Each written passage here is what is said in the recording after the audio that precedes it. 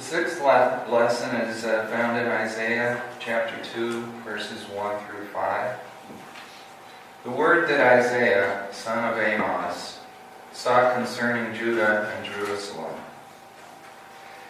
In days to come, the mountain of the Lord's house shall be established as the highest of the mountains, and shall be raised above the hills. All the nations shall stream to it. Many people shall come and say, "Come, let us go up the mountain of the Lord, to the house of God of Jacob, that he may teach us his ways, and that we may walk in his paths. For out of Zion shall go forth instruction, and the word of the Lord from Jerusalem. He shall judge between the nations, and shall arbitrate for many peoples. They shall beat their swords into plowshares, and their spears into pruning hooks. Nation shall not lift up sword against nation, neither shall they learn war anymore. O house of Jacob, come, let us walk in the light of the Lord." Lesson 7 is found in Luke chapter 1, verses 46 through 55. Mary's song of praise. And Mary said, "My soul magnifies the Lord, and my spirit rejoices in the God of my Savior, for he has looked with favor on the lowliness of his servant. Surely, from now on, all generations will call me blessed, for the Mighty One has done great things for me, and holy is his name. His mercy is for those who fear him from generation to generation. He has shown strength with his arm. He has scattered the proud in the thoughts of their hearts. He has brought down the powerful from their thrones and lifted up the lowly. He has filled the hungry with good things and sent the rich away empty. He has helped his servant Israel in remembrance of his mercy, according to the promise he made to our ancestors, to Abraham and to his descendants forever."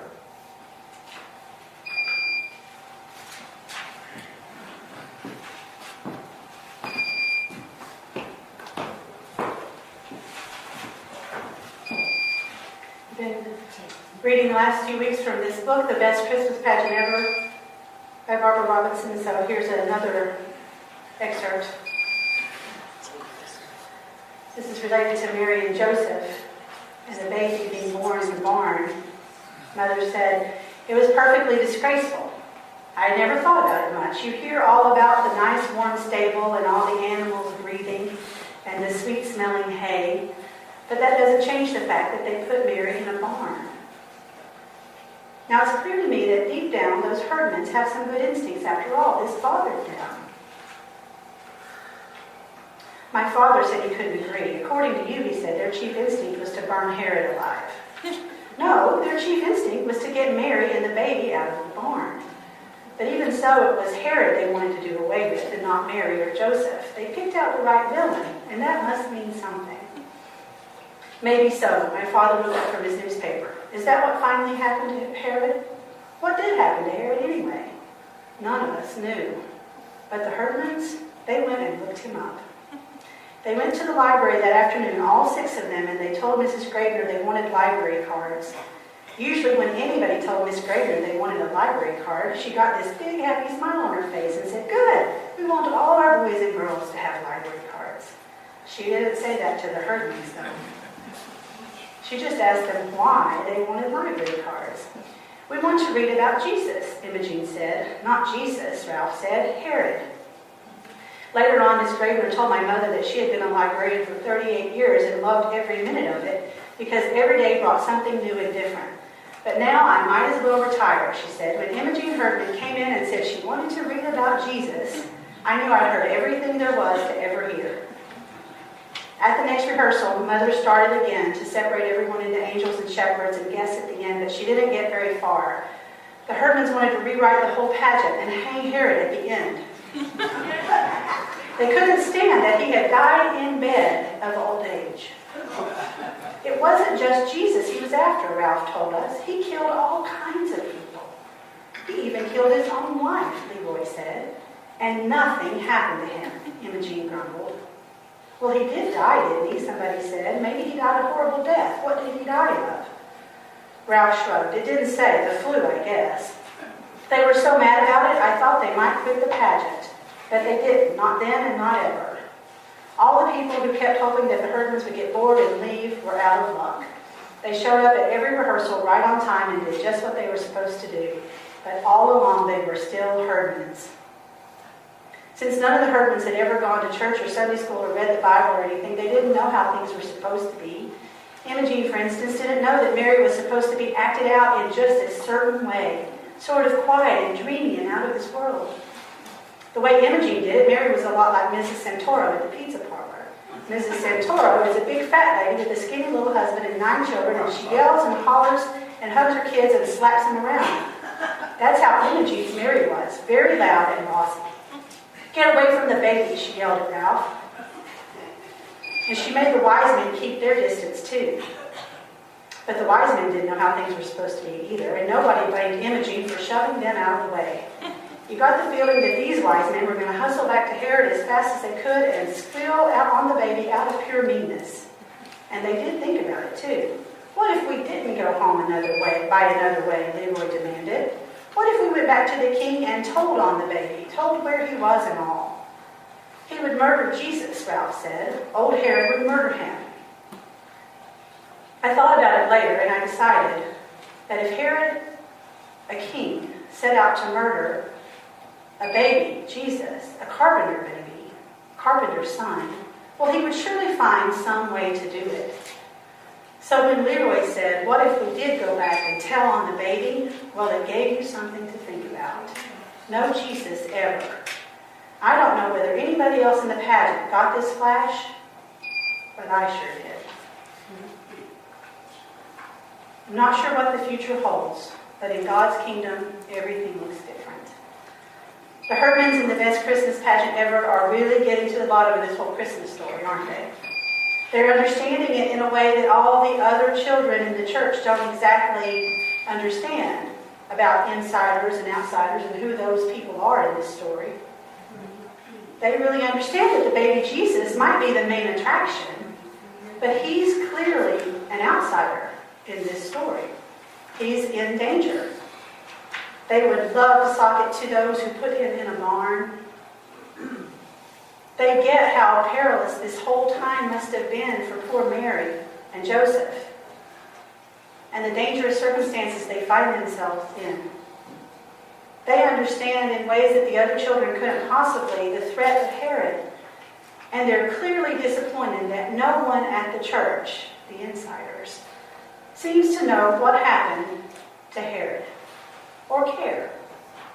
So all 6 Herdmans go to the library to learn all they can about him, because this sanitized Christmas pageant that goes on at the church doesn't seem to give them the information they want. You've heard the phrase, it takes one to know one, right?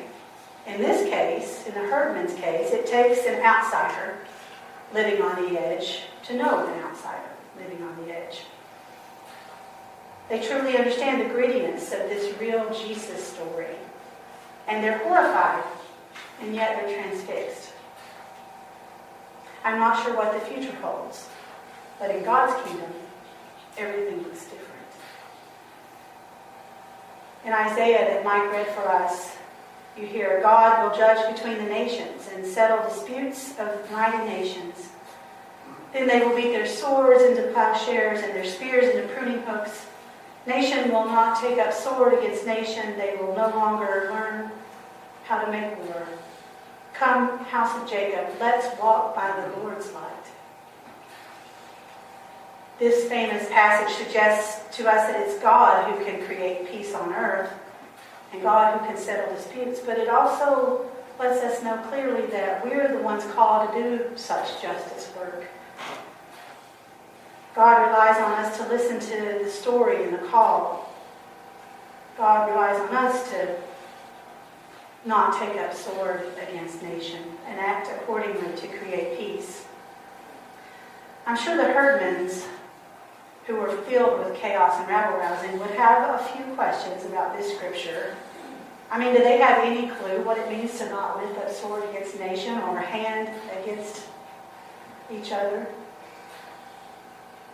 They probably don't know what it's like to have peace, but that's maybe because they haven't yet seen or experienced God's love, or much love from anyone, actually. But because they, by grace, find themselves in this particular church, in this particular pageant, they are seeing God bit by bit. And that second reading Mike did for us, Mary's Magnificat. When I was reading that earlier this week in preparation for this message, I thought about Imogene Herdman as Mary. And that gives that whole scripture a much more powerful meaning. This little girl living on the edge with not much of anything in her life. I mean, just imagine Imogene Herdman reciting these words of Mary in Imogene's context of poverty and abandonment and neglect. Imogene saying, "In the depths of who I am, I rejoice in God my Savior. He has looked with favor on the low status of his servant. He has pulled the powerful down from their thrones and lifted up the lowly. He has filled the hungry with good things and sent the rich away empty-handed." I'm not sure what the future holds, but in God's kingdom, everything looks different. The insiders will be out, and those on the margins will be lifted up. Justice will finally be served. Peace will arrive. Emmanuel, God with us, waiting to emerge. These scriptures invite us to hang on. They tell us the arrival of Christ is near, very, very near. I ran across this quote the other day, and I love it. If we want to encounter God, we must walk with those who suffer. God is not found in the American dream, but in its shadow. If God is found in the shadows of our society, it makes perfect sense then that it is the herdmans who actually understand this real story of Mary and Joseph and Jesus. I'm not sure what the future holds, but in God's kingdom, everything looks different.